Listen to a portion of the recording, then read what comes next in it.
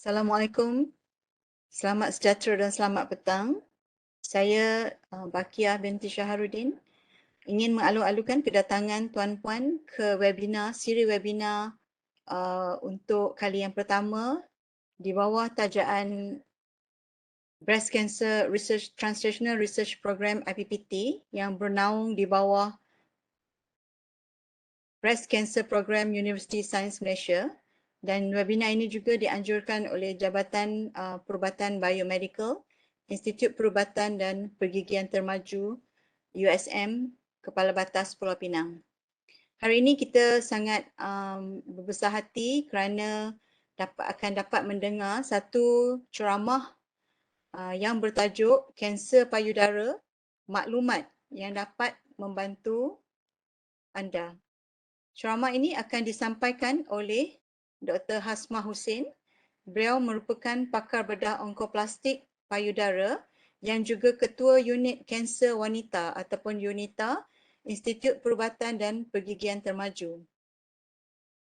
Pada perkongsian ini, Dr. Hasmah akan menyampaikan maklumat mengenai kanser payudara kepada orang awam dari segi faktor-faktor risiko, langkah-langkah untuk mengesan penyakit ini di peringkat awal, mitos yang perlu dielakkan ataupun perspektif yang tidak kita mahu mengenai penyakit ini, dan juga beliau akan memberikan informasi yang terkini berkenaan rawatan kanser payudara.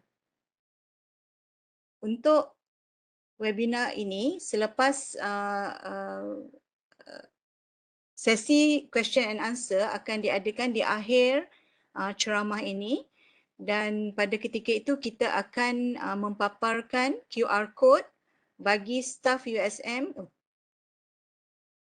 untuk scan bagi markah CPD. Satu markah CPD akan diberikan kepada mereka yang scan QR code ni dan mendengar ceramah ini sehingga ke penghujungnya. Tanpa membuang masa, saya mempersilakan Dr. Hasmah Hussein untuk memulakan ceramah ini. Persilakan Dr. Hasmah. Okey. Assalamualaikum warahmatullahi taala wabarakatuh dan selamat petang. Pada sesi petang ini saya ditugaskan sebagai penceramah untuk ceramah umum untuk orang awam. Siri pertama dari USM Breast Cancer Program dekat IPPT Translational Program, dan sesi pada petang ini saya ingin berkongsi mengenai maklumat yang perlu anda tahu mengenai kanser payudara, dan maklumat-maklumat ini insya-Allah dapat membantu anda bagaimana untuk menjaga diri, bagaimana untuk mengamalkan langkah-langkah pencegahan dan juga pengesanan awal kanser payudara.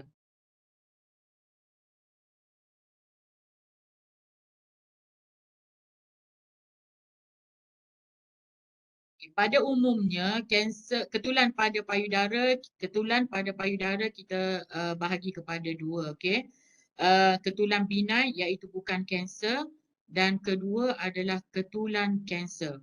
Ketulan bukan kanser benign yang kebiasaannya kita dengar adalah fibroadenoma, sis pada payudara, ketulan air, atau fibrosistik, dan beberapa ketulan lain.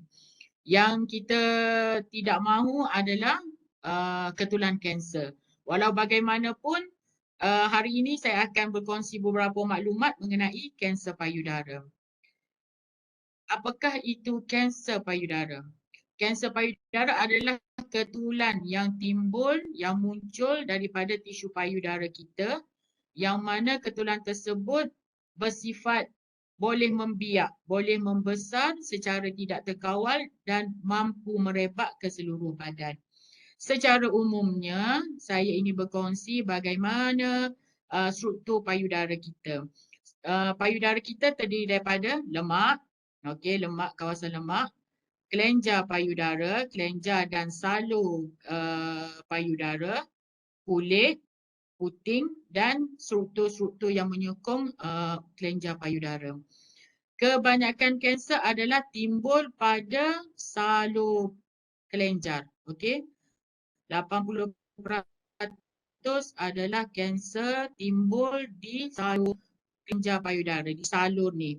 Yang ni adalah kelenjar. Kelenjar ni lebih kurang 10 hingga 15% kanser timbul di kawasan ini. Yang selebihnya 5% tu adalah kurang daripada 5% adalah struktur-struktur lain pada payudara. 80% adalah daripada salur susu ni lah. Okey. Bila sebut pasal kanser, memang sifat kanser adalah membiak secara tidak terkawal dan mampu merebak ke seluruh badan.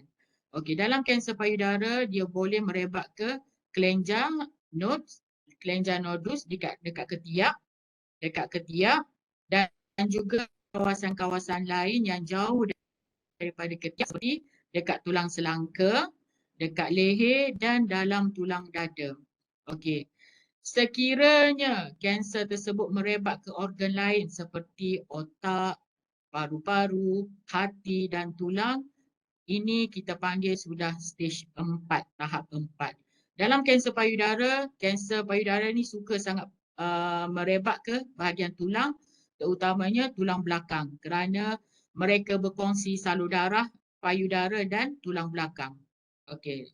Dan diikuti oleh merebak ke paru-paru, merebak ke hati dan akhir sekali boleh merebak ke otak. Kita perlu tahu bagaimana statistik kanser payudara di Malaysia. Seperti yang kita pernah dengar selama ni, kanser payudara adalah kanser nombor 1 di kalangan wanita Malaysia.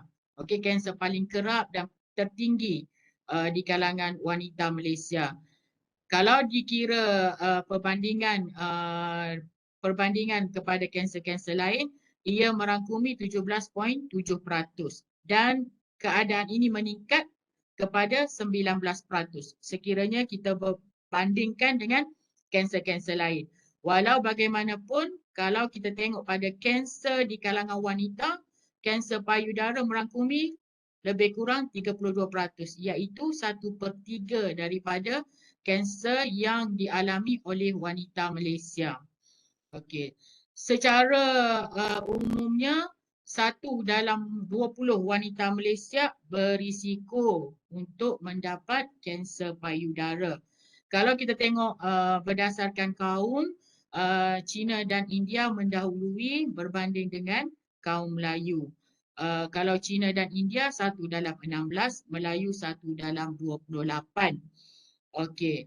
Kalau ikut statistik sebelum ni yang dikeluarkan oleh Kementerian Kesihatan Malaysia pada tahun 2011, lebih kurang 5,000 kes baru kanser payudara di kalangan wanita dan kes ini meningkat tahun demi tahun.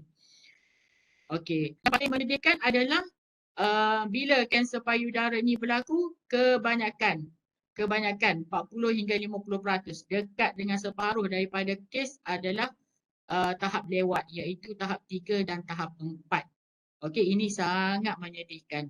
Dan ada kajian yang dibuat oleh universiti di Malaysia yang mana wanita Melayu menunjukkan peratusan kehadiran ke hospital untuk mendapatkan rawatan pada peringkat lewat adalah tinggi.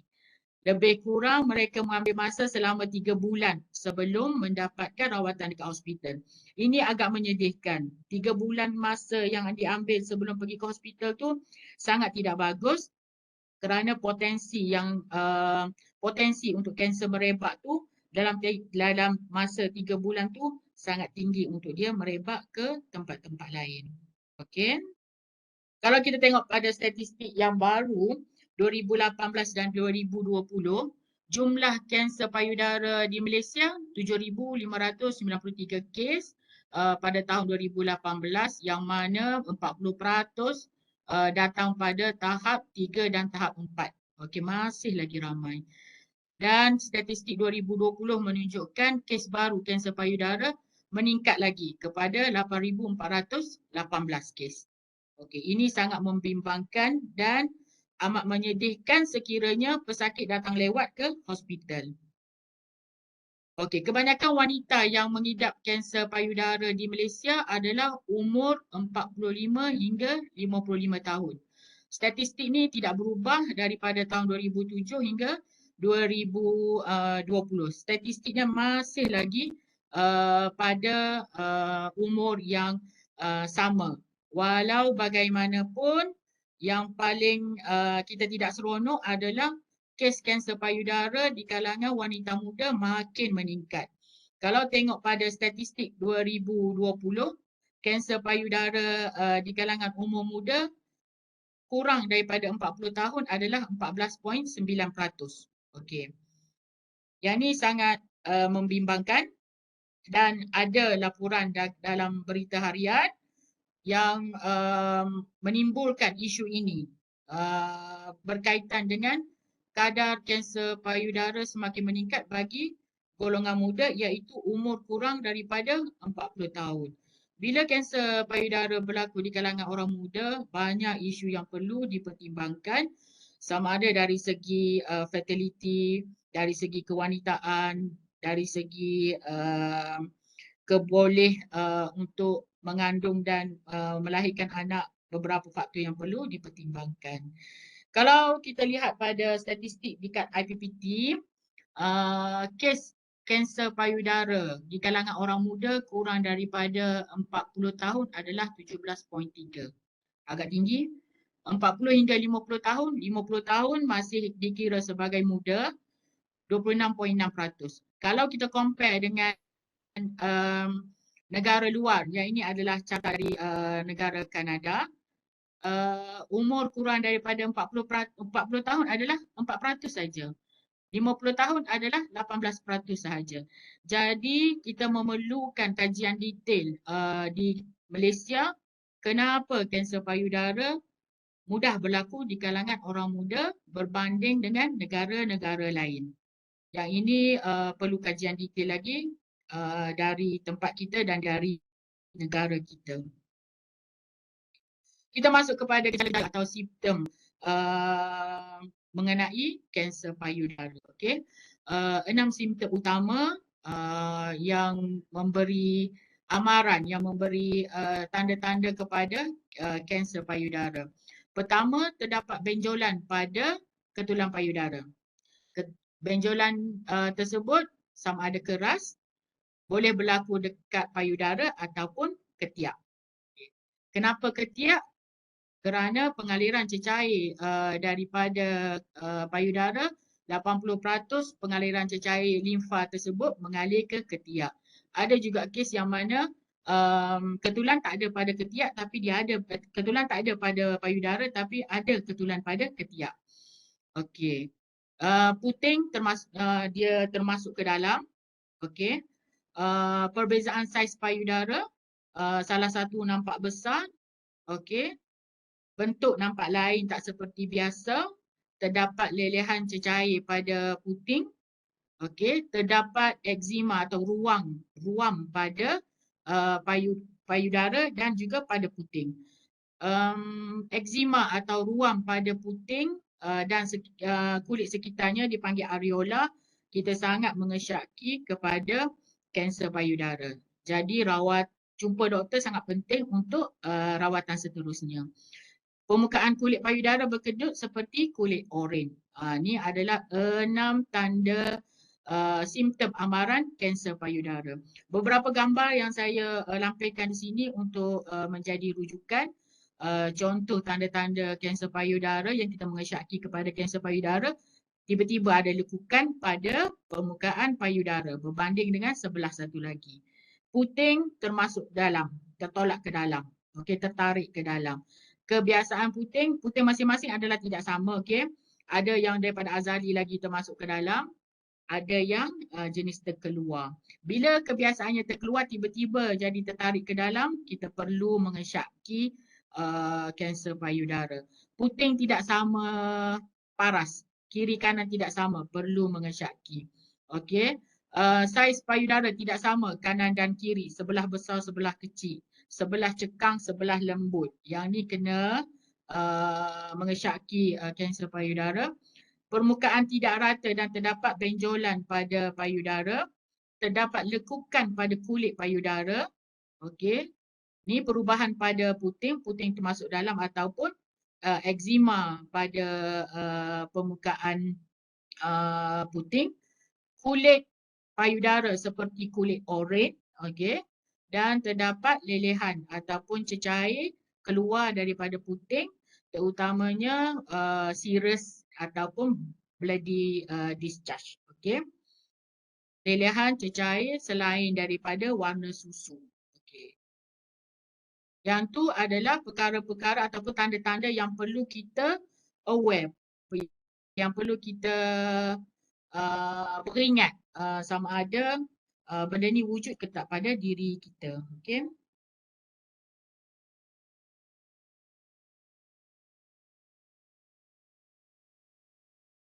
Kita pergi ke perbincangan seterusnya. Adakah wujud penyebab utama ataupun punca utama dan faktor-faktor risiko kepada kanser payudara?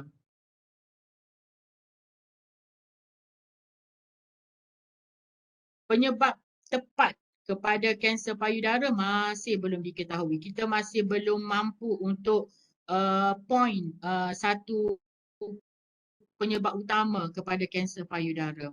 Walau bagaimanapun penyelidik-penyelidik perubatan telah membuat kesimpulan bahawa penyakit kanser payudara adalah gandingan dua faktor utama, iaitu faktor genetik dan juga faktor persekitaran. Bila kita bercakap mengenai faktor genetik ni terdapat dua laluan dia. Faktor genetik pertama adalah genetik yang diperturunkan daripada keturunan kita. Contoh, ada ahli keluarga kanser payudara seperti mak, adik-beradik, mak saudara, nenek yang ada kanser payudara dan kemungkinan genetik tersebut diperturunkan kepada kita. Okey. Genetik yang kedua adalah environmental factor, faktor-faktor persekitaran yang lain yang menyebabkan mutasi pada genetik tertentu dan mencetuskan laluan kanser payudara. Ini adalah yang dibuat kesimpulan mengenai bagaimana kanser payudara itu berlaku. Kebanyakan kes memang kita tidak mengetahui faktor mengetahui sebenar, yang hanya kita tahu adalah faktor risiko. Faktor risiko penyebab kepada kanser payudara.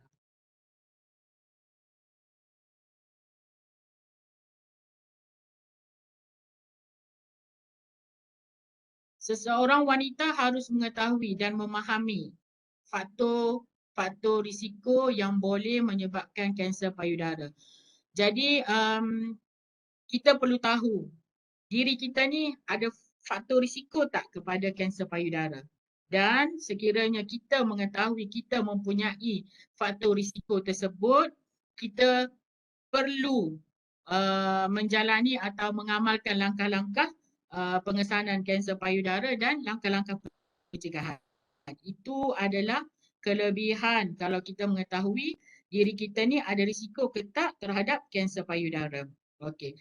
Secara umumnya faktor risiko kanser payudara kita bahagi kepada dua. Faktor yang boleh dicegah dan faktor yang tidak boleh dicegah. Faktor yang tidak boleh dicegah ni seperti kita ni sebagai wanita, penuaan, umur meningkat, genetik yang mempunyai sejarah ahli keluarga yang mengalami kanser payudara, pernah mengalami kanser payudara sebelum ini yang telah dirawat sepenuhnya dan pernah menghadapi ketumbuhan kanser payudara yang mana ketulan pada payudara yang mana ketulan tersebut adalah pra-kanser, datang head awal sebelum 12 tahun, menopause lambat selepas 55 tahun dan juga naliparus. Naliparus ni maksudnya sama ada bujang, tidak pernah melahirkan anak dan juga nombor 9 adalah melahirkan anak anak pertama selepas umur 30 tahun. Yang ni adalah faktor yang kita tak boleh nak ubah dah. Okey. Yang ni kita perlu menilai kita. Faktor mana yang kita ada? Okey. Jadi selain daripada menilai faktor yang tidak boleh dicegah, kita perlu juga menilai faktor yang boleh dicegah, iaitu elakkan pengambilan alkohol, elakkan obesiti, jaga berat badan, elakkan merokok, elakkan gaya hidup yang tidak aktif, perlu menyusukan bayi, okey. Elakkan pengambilan hormon replacement terapi untuk rawatan menopause. Yang mana faktor-faktor yang saya sebutkan tadi adalah faktor berisiko kepada kanser payudara. Okey.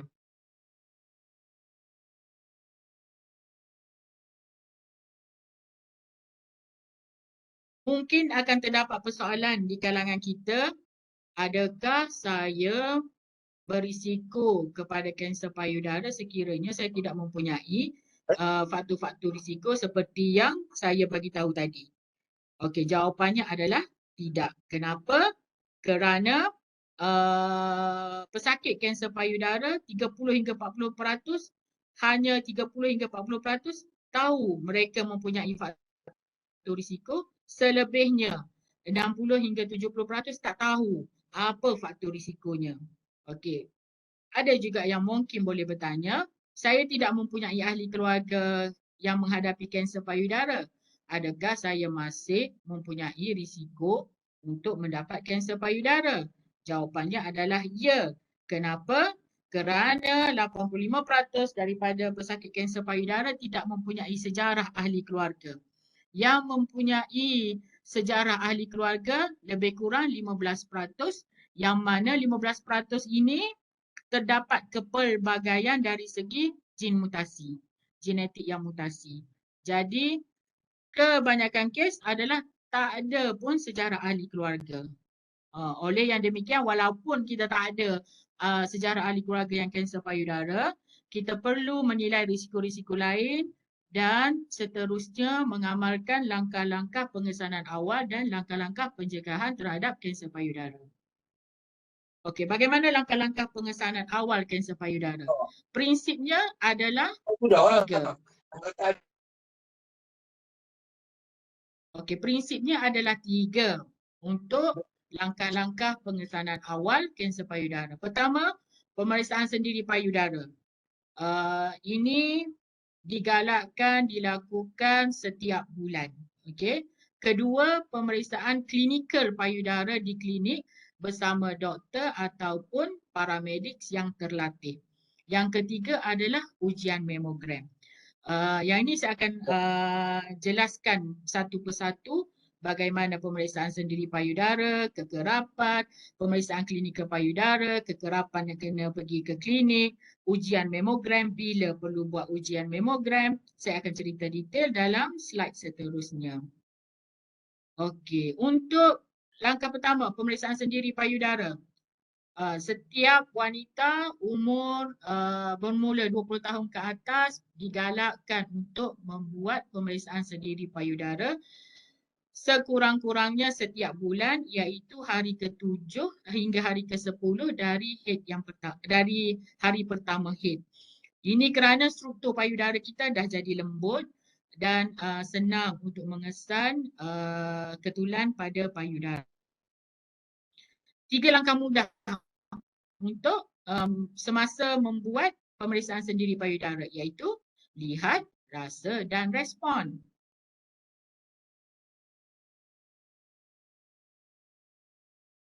Lihat adalah kita digalakkan untuk berdiri di depan cermin. Okey, tanggalkan pakaian pada paras pinggang. Okey, letakkan tangan pada sisi, angkat kedua tangan ke atas kepala dan cekak pada pinggang.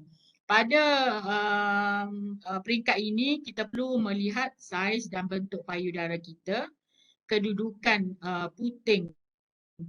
puting payudara kita sama laras ke tak, dan perubahan kulit ataupun ada terdapat cecair yang keluar secara spontan daripada puting. Okey. Jenguk orang. Bini dah. Seterusnya adalah langkah kedua adalah rasa. Rasa tu maksudnya kita pegang payudara kita menggunakan tapak jari-jari. Yang mana yang mana kita perlu menggunakan tapak jari-jari untuk memeriksa, untuk pegang keseluruhan payudara kita. Pergerakan-pergerakan boleh buat daripada dalam keluar. Maksudnya boleh buat daripada kawasan puting dan pergerakan membulat dan sampai ke cover ke bahagian ketiak dan juga bahagian tulang selangka. Okey, pergerakan jari ni perlu cover puting dan ketiak dan juga jangan lupa bahagian tulang selangka. Okey. Teknik ini atau langkah ini boleh dibuat secara berdiri ataupun secara baring. Boleh buat dua-dua dan digalakkan dua-dua lah. Okey. Sekiranya terdapat ciri-ciri ataupun kita tak sure, tak kita mempunyai simptom kepada kanser payudara ataupun mengesyaki kita ni ada ketulan ke tak, kita perlu respon. Respon tu maksudnya kita perlu respon kepada tanda-tanda amaran yang saya bagi tahu tadi dan terus dapatkan pemeriksaan lanjut di klinik berdekatan. Okey. Langkah kedua adalah pemeriksaan klinik payudara. Klinik payudara ni digalakkan dilakukan di klinik, okey, bersama doktor dan paramedik yang terlatih dalam pemeriksaan payudara. Digalakkan adalah yang berumur kurang daripada 40 tahun, 39 tahun ke bawah, 20 hingga 39 tahun. Pemeriksaan secara klinikal dilakukan setiap 3 tahun. Okey, ini kepada kumpulan yang berisiko rendah, okey. Kumpulan yang berumur 40 tahun ke atas setiap tahun. Kumpulan wanita yang berisiko tinggi setiap tahun tanpa mengira umur. Apakah maksud wanita yang berisiko tinggi adalah mereka yang mempunyai sejarah ahli keluarga kanser payudara, first degree ataupun secondary degree relatif, pertalian degree pertama ataupun degree kedua, sama ada ibu, kakak, adik-beradik, nenek. Lepas tu kalau degree kedua, darjah kedua adalah sepupu, semua adalah mempunyai signifikan dalam penilaian risiko kanser payudara. Yang telah mengetahui pembawa jin mutasi BRCA1, BRCA2 atau pernah menjalani pembedahan ataupun biopsi pada ketulan di payudara yang mana laporan akhir makmal menyatakan dia mempunyai masalah atipia ataupun ductal hyperplasia. Yang ini jatuh kepada kumpulan yang berisiko tinggi. Kumpulan wanita yang berisiko tinggi setiap tahun wajib buat pemeriksaan klinikal payudara. Okey, langkah ketiga adalah memogram. Memogram kita nak senang kita divide kepada dua punya kumpulan. Wanita yang berumur 40 tahun ke atas dan berisiko tinggi perlu menjalani pemeriksaan memogram mengikut kriteria dan kekerapan berikut. Kriteria A, perlu buat setiap tahun kepada mereka yang mempunyai sekurang-kurangnya satu faktor yang berisiko tinggi seperti mempunyai sejarah ahli keluarga kanser payudara, pembawa mutasi genetik, BRCA1, BRCA2 dan mempunyai atipia, mempunyai sejarah ketulan pada payudara yang jenis ductal hyperplasia ataupun ductal atipia. Yang tu wajib buat setiap tahun. Kriteria B adalah setiap 2 tahun. Yang mana sekurang-kurangnya mempunyai dua faktor berikut. Tidak pernah melahirkan anak selepas berusia, anak pertama selepas berusia 30 tahun. Haid pertama kurang daripada 12 tahun, menopause lebih daripada 55 tahun dan mendapatkan rawatan hormone replacement therapy untuk menopause dan juga obesity. Wanita yang berumur 50 tahun ke atas dan tiada risiko ataupun berisiko rendah digalakkan setiap 2 tahun. Okey. Walau bagaimanapun Okey, sekiranya kita dah buat mammogram last year dan sepatutnya kita ni tak ada kumpulan berisiko rendah. Okey, kumpulan berisiko rendah dah buat dah mammogram last year dan sepatutnya next 2 years baru kita buat. Berdasarkan pemeriksaan sendiri payudara, kita mengesyaki kita ada ketulan. Jangan tunggu. Okey, tak kira lah dah buat ke tahun lepas, dah buat ke beberapa bulan lepas, sila dapatkan rawatan dengan doktor untuk doktor buat penilaian dan kemungkinan mammogram perlu diulang, kita akan ulang. Okey. Okay. Macam mana kaedah diagnosa untuk mengesahkan ketulan tersebut adalah kanser payudara ataupun tidak? Okey. Pertama, doktor akan melakukan pemeriksaan fizikal kepada pesakit untuk mengesan apakah ketulan tersebut wujud ataupun ciri-ciri lain wujud bersama dengan ketulan. Dan diikuti dengan mammogram ataupun ultrasound ataupun kombinasi mammogram dan ultrasound. Yang ketiga adalah biopsi tisu. Biopsi tisu ni adalah pengambilan sampel tisu daripada ketulan dan dihantar ke makmal untuk bacaan sel dengan detail bagi mengesahkan jenis ketulan tersebut. Ini adalah contoh mammogram dan gambaran image yang mengesyaki kepada kanser. Okey. Ultrasound breast, okey, ultrasound payudara dan image yang menunjukkan ciri-ciri kepada kanser payudara. Okey, sempadan dia nampak tidak sekata. Yang ini mammogram adalah dia berbentuk star. Okey, yang ini sangat mengesyaki pada kanser payudara. Ciri-ciri macam ni sangat mengesyaki kepada kanser payudara. Jadi pengambilan sampel biopsi tisu menggunakan jarum yang khas, okey, pengambilan tisu dan dihantar kepada makmal untuk pemeriksaan detail dan pengesahan kepada penyakit sama ada kanser atau bukan. Okey, apabila kita bercakap mengenai kanser, setiap orang ingin mengetahui tahap ataupun stage ataupun peringkat. Tiga-tiga terminologi ini adalah sama, memberi maksud yang sama, yang mana tahap kanser ada 4, tak ada 5, okey. Okey, tahap kanser ada 5, ada 4, tak ada 5, okey. Tahap 1 adalah ketulan kurang daripada 2 cm, tidak melibatkan kejar dekat. Tahap kedua saiz ketulan, saiz dan wujudnya bengkakan atau merebaknya kanser tersebut di ketiak, beberapa biji kelenjar dekat ketiak. Tahap 3, saiz barah lebih daripada 5 cm dan penglibatan kelenjar ketiak yang banyak. Okay. Tahap 4, barah telah merebak lebih jauh dan melibatkan organ lain dalam badan seperti tulang, paru-paru, hati dan otak. Okay. Apa pentingnya kita perlu mengetahui tahap kanser? Kerana dia memberi gambaran ramalan jangka hayat seseorang pesakit. Okey, kalau tahap kosong ni untuk pra-kanser, contohnya DCIS, sangat excellent. Okey, tahap 1 dan tahap 2 juga sangat bagus. Tahap 3 sederhana, tahap 4 kurang bagus sikit lah, 28% only untuk 5-year survival rate. Okey, untuk 5 tahun jangka hayat. Stage ni juga boleh membantu doktor untuk pemilihan rawatan. Okey, stage kosong, stage 1, stage 2, kemungkinan besar pembedahan dahulu dan diikuti oleh rawatan adjuvant sama ada kemoterapi. Okey, ataupun modalitis lain. Tahap 3, tahap 4, kemungkinan besar kemoterapi dulu dan boleh pembedahan. Okay. Stage ni membantu doktor untuk pemilihan rawatan. Okey.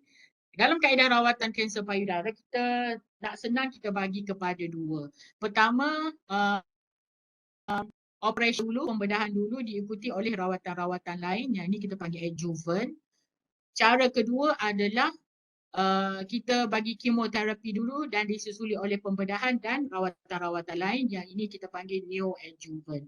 Neoadjuvant ni aim kita adalah untuk mengecilkan saiz kanser dan seterusnya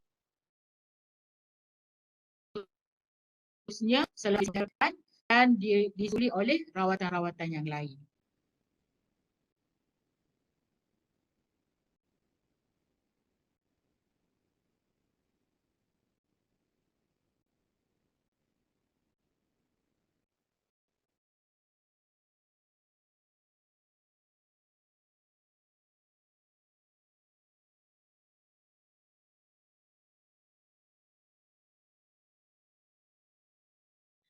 Dan teknik yang terbaru pun tak juga, tapi recently iaitu onkoplastik breast surgery. Onkoplastik breast surgery ni yang dia tidak melibatkan pembedahan buang semua payudara, okey. Dia melibatkan pembedahan buang ketulan dan pembentukan semula payudara kita kepada penghasilan kosmetik yang bagus. Okay, good cosmetic result. Saya selalu bercerita kepada pesakit saya buat teknik ni untuk cuba untuk membentukkan semula payudara tetapi tidak boleh kembali kepada asal. Okay, tak boleh kembali kepada asal, cuma boleh untuk menghasilkan good cosmetic result. Maksudnya eloklah sikit berbanding dengan kalau tak buat onkoplastik surgery. Okay. Dalam teknik onkoplastik surgery, tekniknya adalah buang ketulan pada payudara dan mobilisasi perpindahan kelenjar dan lemak pada payudara dan kita bentukkan balik payudara. Okey, ni adalah gambar yang bawah ni adalah last week teknik yang saya buat, iaitu dia mempunyai breast kecil dan ketulan yang kena buang agak besar dan saya tak dapat nak pusing lemak seperti biasa. Jadi saya terpaksa ambil lemak dekat bahagian ketiak dan juga sedikit otot pectoralis untuk cover the defect. Okey, tadi sesi klinik tadi result dia cukup okey, agak cantik dan bentuk payudara dia tu almost sama dengan sebelah satu lagi. So ni adalah sebahagian teknik onkoplastik. It's not only ambil lemak dengan kelenjar payudara, tapi kita boleh juga ambil sedikit otot bahagian pectoralis. Ini tidak mengganggu pergerakan bahu dan tidak mengganggu kedudukan ketiak apa semua, tak ada efek. It produce good result, good cosmetic result for patient. Okey, teknik yang lain adalah yang kebiasaannya yang kita dengar adalah mastektomi. Mastektomi maksudnya kita buang sebiji payudara. Keadaan yang tidak boleh elak untuk buang sebiji payudara ada beberapa keadaan seperti ketumbuhan tu besar ataupun ketumbuhan tu banyak biji melibatkan payudara. Kalau lumpectomy tidak sesuai untuk ketulan yang banyak pada payudara, ketumbuhan yang banyak pada payudara. Jadi kita tak boleh elak untuk mastektomi. Oleh yang demikian, kita akan ada sesi perbincangan bersama pesakit. Kaedah mastektomi yang macam mana pesakit bersetuju. Adakah mastektomi secara biasa konvensional yang menyebabkan sebelah dada kosong ataupun dia willing kepada reconstruction. Reconstruction ni ada dua jenis secara umum saya bagi tahu. Reconstruction melibatkan implan silikon, okey, seperti gambar bahagian atas kanan ini, ataupun pemindahan lemak daripada bahagian pusat kita dan dipindahkan ke bahagian dada, bahagian breast. Okey, yang ini pembedahan agak major dan memerlukan plastic surgeon. Okey, kat sini kita tak buat. Yang ini implant breast reconstruction kita buat. Okey. Yang ini adalah contoh pembedahan implant breast reconstruction yang kita buat dekat IPPT. Pesakit ni daripada Sibu Sarawak, dia ada relatif dekat Penang.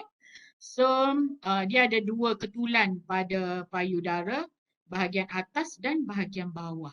Jadi kita nasihatkan dia untuk mastektomi, buang sebiji payudara, dan kita bincang mengenai teknik reconstruction. Reconstruction yang beliau pilih adalah implant breast reconstruction. Kenapa? Sebab dia tak mahu undergo major surgery seperti pemindahan tisu daripada bahagian bawah pusat. Dia tak mahu menghadapi operation major dan dia pilih kepada implant. So kita buat nipple and skin sparring mastectomy, nampak macam ni rupa, dan kita isi dengan implant silikon. Ini adalah implant silikon dan outcome dia agak memuaskan. Dan tahun ni adalah tahun keempat beliau follow up dengan saya dan alhamdulillah semuanya berjalan dengan lancar dan kosmetik pun memuaskan hati dan dia agak gembira. Okay. Rawatan-rawatan lain melibatkan kanser payudara adalah kemoterapi. Kemoterapi ni adalah ubat untuk memusnahkan sel kanser melalui salur darah. Dia dapat mengurangkan risiko kanser berulang. Terdapat beberapa jenis kemoterapi yang ini akan ditentukan oleh doktor onkologi berapa jenis mana, berapa kali, dan setiap pesakit tidak sama sebab kita perlu menilai beberapa faktor-faktor lain.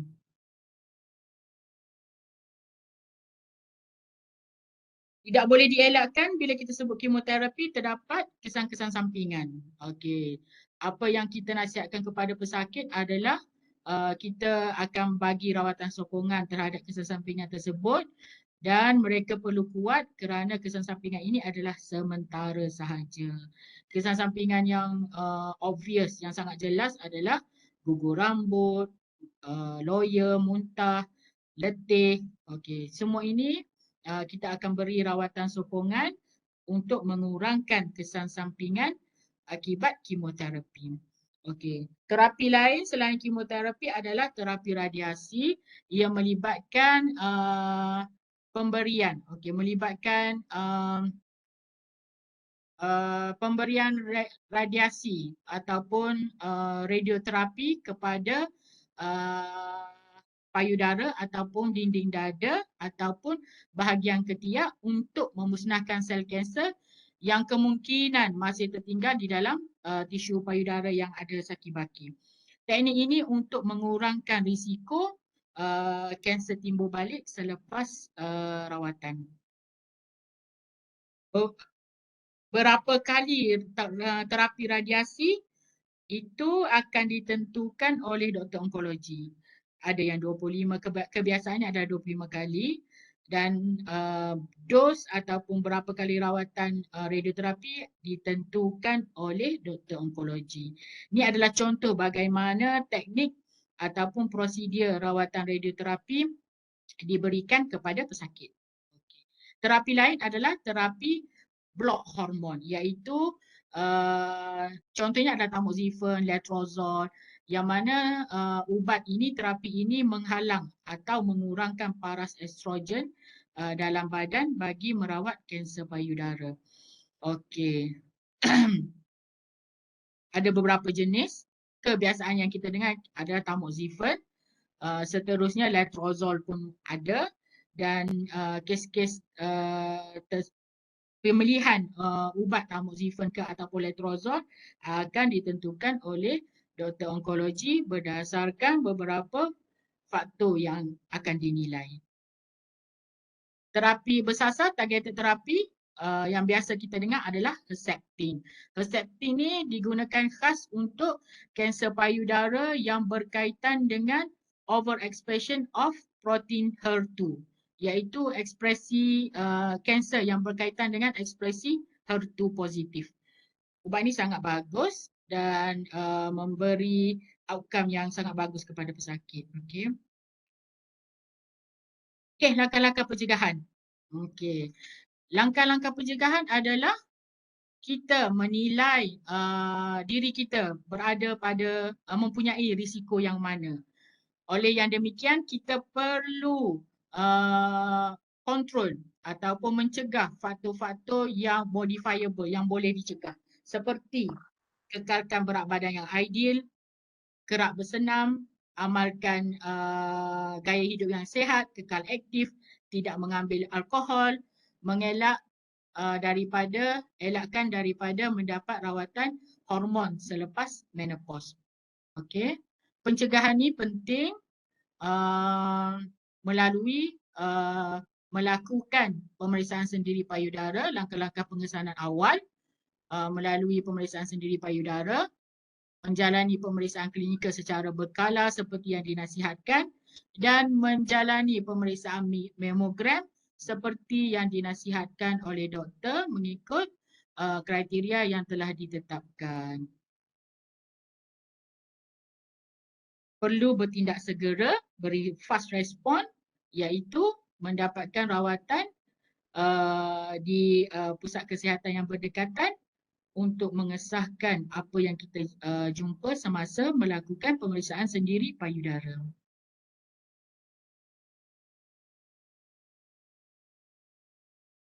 Sekian, terima kasih. Di unit wanita kanser kita ada klinik saringan kanser payudara setiap hari Rabu kepada sesiapa yang in doubt ataupun ragu-ragu mengenai cara pemeriksaan sendiri payudara, boleh datang ke tempat kita, telefon dulu untuk mendapatkan slot. Anda akan dilayan sebaiknya. Okey, terima kasih. Terima kasih Dr. Hasmah.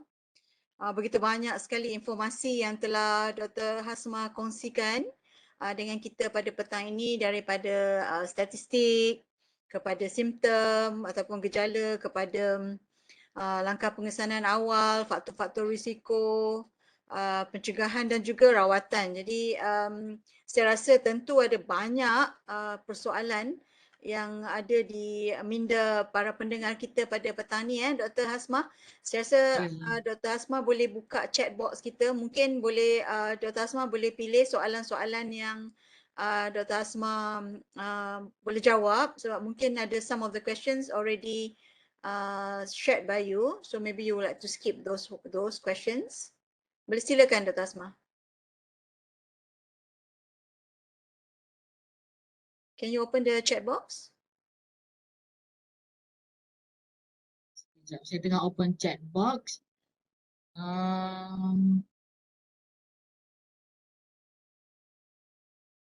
So I think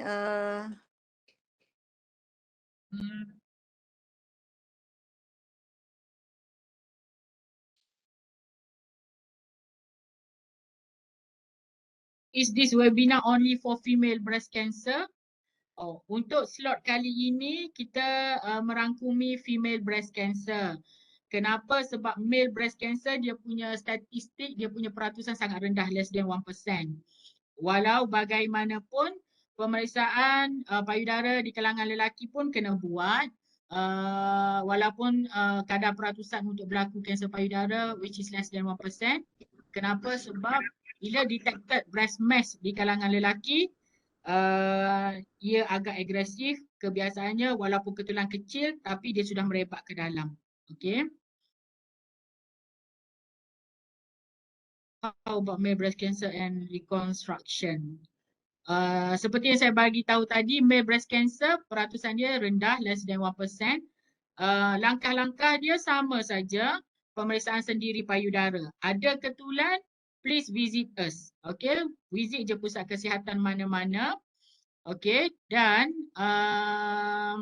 dari segi reconstruction kebiasaannya kita boleh buat lumpectomy juga untuk lelaki.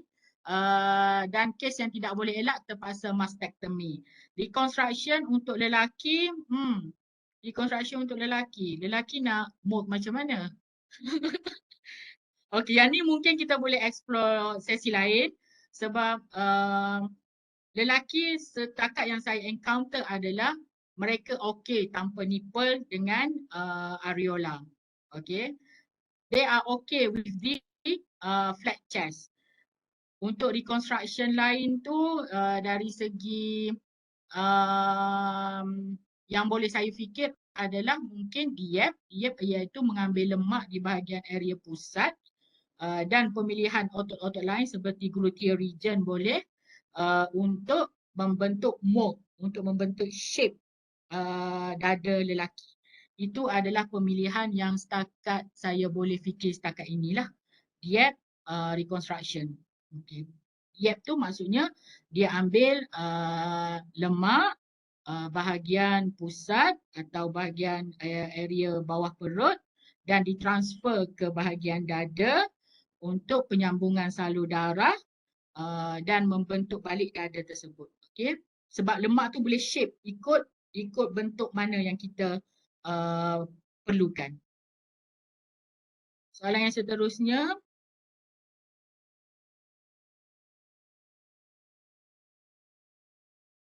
Saya selalu dengar staging TNM, T2 capital T, small t.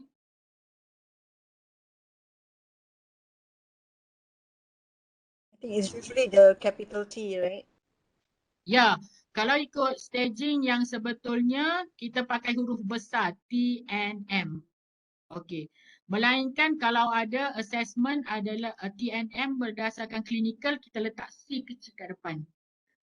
Tak ada T kecil. Boleh ke kalau stage 2 dan 3 dan TNM dia T1? Boleh, dia berdasarkan stage 2 dan 3 berdasarkan kepada penglibatan kelenjar dekat bawah ketiak berapa banyak. Dan walaupun T1, N dia adalah 2 atau 3, stage terus berubah. Stage tak akan jadi stage 1, dia akan jadi stage 2 ataupun 3. Di 3 pun, 2 pun ada 2A, 2B, 3 ada 3A, 3B dan 3C berdasarkan jumlah lymph node, axillary lymph node yang terlibat dengan kanser metastasis.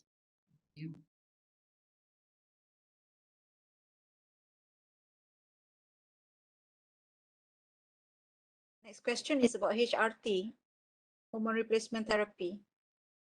Okay. Kalau ikut jenis ni saya tidak pasti berapa banyak contribution kepada apa ni kanser payudara. Okey. Yang pasti hormone replacement therapy yang estrogen based sangat berisiko tinggi kepada kanser payudara. Only 10 to 15% inherited genes, 85% purely from diet and lifestyle ke? Abdominal circumference, perut buncit relevan ke? Okey. Berdasarkan kajian, 85% adalah tiada perkaitan mengenai ahli keluarga ada kanser payudara ke tidak. Okey, jadi genetik, jadi benda tu kanser payudara itu berlaku, kita tengok kepada angle satu lagi iaitu environmental factor. Possibility kepada diet dan lifestyle adalah tidak dapat dinafikan. Abdominal circumference, perut buncit, ya, tidak boleh dinafikan kepada contribution kepada kanser payudara. Kenapa? Sebab ia mempunyai perkaitan mengenai fat distribution dengan insulin resistant. Okay, so obesity, inactive lifestyle, lifestyle yang kurang sihat, pemakanan yang tidak bagus, it's not only contribute kepada kanser payudara dan dia juga contribute kepada kanser-kanser lain seperti colorectal. Okay. Ada kaitan ke dengan incorrect bra use? Tak ada perkaitan mengenai cara pemakaian bra, jenis bra, ketat ke tidak, berdawai ke tidak, tak ada perkaitan mengenai kepada kanser payudara.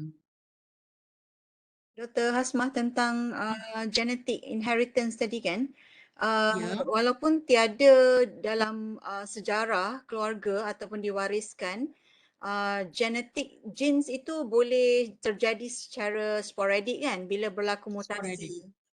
Ya, betul, boleh berlaku secara sporadik apabila berlaku mutasi terhadap gen tertentu. Contoh P53, okey, dia disebabkan oleh environmental factors. which is environmental factor. Kita tak dapat pun pinpoint which environmental factors yang exactly penyebab kepada tercetusnya pathway, cancer pathway. Dan ni perlu kepada research and medical exploration.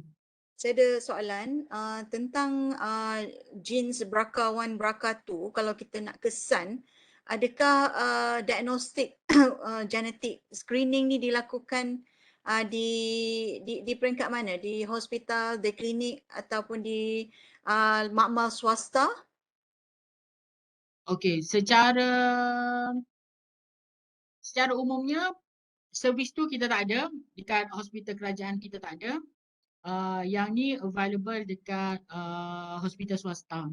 Okey, yang ni sebagai screening method, dos yang berisiko tinggi yang mana mempunyai ahli keluarga kanser payudara ataupun yang breast cancer. Dia tidak diagnostik tapi dia adalah screening method untuk mengklasifikasikan dos yang asimptomatik yang tak ada simptom lagi, kumpulan mana, berisiko tinggi ke ataupun macam mana. Soalan saya seterusnya tentang breast cyst. Macam mana di segi risiko? Adakah mereka yang mempunyai breast cyst sama ada satu ataupun multiple, adakah ini dikira sebagai mempunyai risiko? Dan sekiranya ada breast cyst, apa yang terbaik untuk dilakukan? Sama ada biopsi ataupun surgical removal ataupun biar saja. Okay. Untuk breast cyst dia adalah pure benign. Okay, breast cyst tak akan berubah menjadi kanser. Kalau kanser berlaku dia adalah switch on pathway dia yang lain. Okay, dari segi breast cyst kalau ada banyak, ada sikit ke, ada 2 ke, ada 3 ke, kita perlu pengesahan pertama melalui ultrasound. Ultrasound lagi sensitif, lagi diagnostik berbanding dengan mammogram untuk breast cyst. Dan kaedah rawatan dia kalau kecil tak ganggu dari segi pesakit nak pakai bra, laser semua, kita tak perlu kepada biopsi, tak perlu kepada pembedahan. Sesetengah keadaan saja yang kita memerlukan pembedahan, contoh infected cyst because of repeated aspiration of cyst. Maksudnya cyst tu jadi infected disebabkan oleh beberapa kali episod yang kita terpaksa buat secara sedutan, dan teknik sedutan tu pun terpaksa dibuat kerana cyst tu agak besar dan simptomatik kepada pesakit. Itu sahaja teknik ataupun kaedah rawatan untuk breast cyst. Kita akan follow up. Okay, soalan saya yang boleh satu lagi soalan? Boleh. Tentang breast reconstruction tu. Okay. Selepas radical mastectomy kan, biasanya adakah breast reconstruction dibuat pada setting yang sama? That means at the same time radical mastectomy dibuat and then you reconstruct, ataupun kita close dulu and then kita monitor and then later we do the reconstruction? Okay. Dua teknik adalah betul, iaitu mastectomy followed immediately by breast reconstruction ataupun mastectomy delayed breast reconstruction. Dua-dua betul. Cuma apa faktor yang memberi penilaian ataupun membuatkan doktor towards yang mana? Pertama kita kena pilih, adakah pesakit ini perlu immediate chemotherapy, perlu chemoterapi cepat ke tak? Sebab kita kena ingat dalam reconstruction there will be unavoidable complication. Okay, contoh infected wound, seroma yang berpanjangan. Okay, masalah majoriti adalah masalah wound yang mana bila wound tu delay wound healing, penyembuhan luka yang ambil masa, jadi rawatan adjuvan tu akan tertangguh. Okay. Jadi kita perlu menilai case by case. Kita perlu menilai case by case yang mana adakah kes tersebut perlu kemoterapi ikut jadual ataupun kita boleh nak kata tangguh pun tak juga, boleh delay a bit until wound well healed.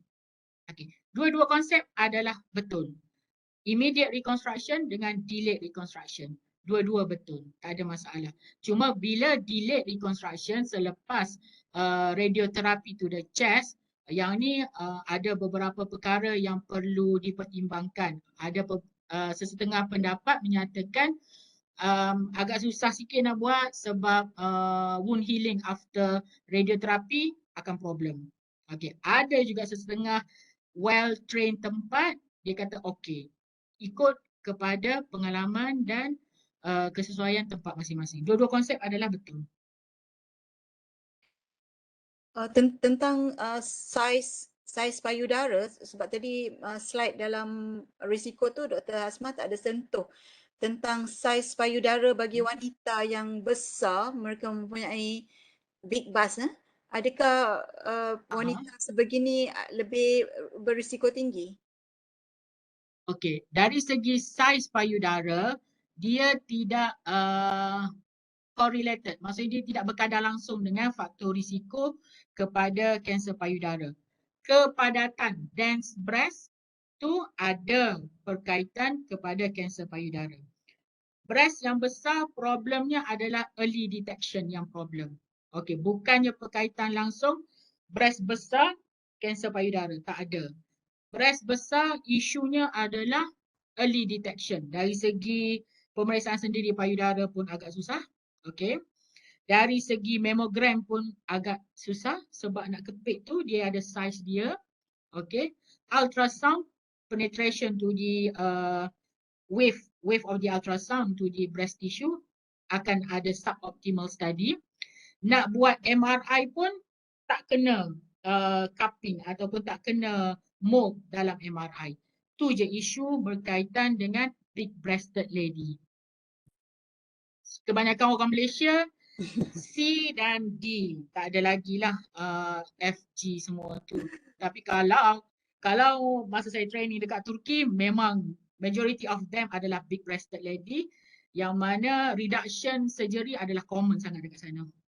Kat sini kita buat dua kes dah reduction breast surgery. Yang mana kes tersebut dia ada genetik Pakistan. So sangat besar, sangat susah untuk di handle dia punya life. Kita buat breast reduction. Kecilkan size breast. Kecilkan size breast kepada C. Okey. Ada lagi soalan lain untuk Dr. Hasmah? Kalau ada lagi ke? Kalau ada yang nak unmute dan tanya directly kepada Dr. Hasmah, kita bagi peluang. Tak ada. Kita minta Puan Zaliha untuk flash QR code untuk staff USM scan menggunakan pasport USM, aplikasi pasport USM, ataupun boleh klik di link yang akan diberikan di chat box ya. Puan Zaliha.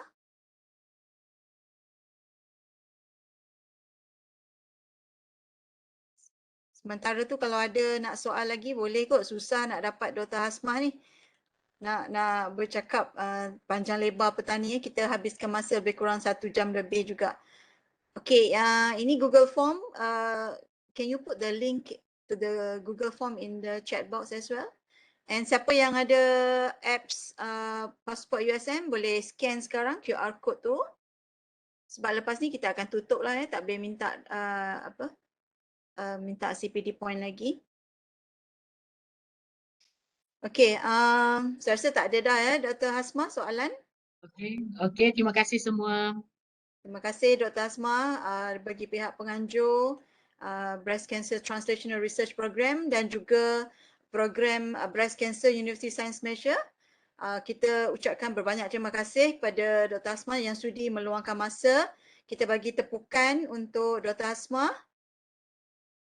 Semoga sesi hari ini memberi banyak manfaat lah kepada semua orang dan apa informasi yang kita dapat pada petang ini dapat kita sampaikan kepada ahli keluarga dan ataupun sahabat-sahabat kita yang tidak berkesempatan untuk mendengar ceramah pada petang ini.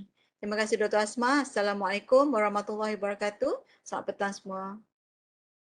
Kita jumpa lagi di bulan hadapan ya untuk siri webinar breast cancer USM.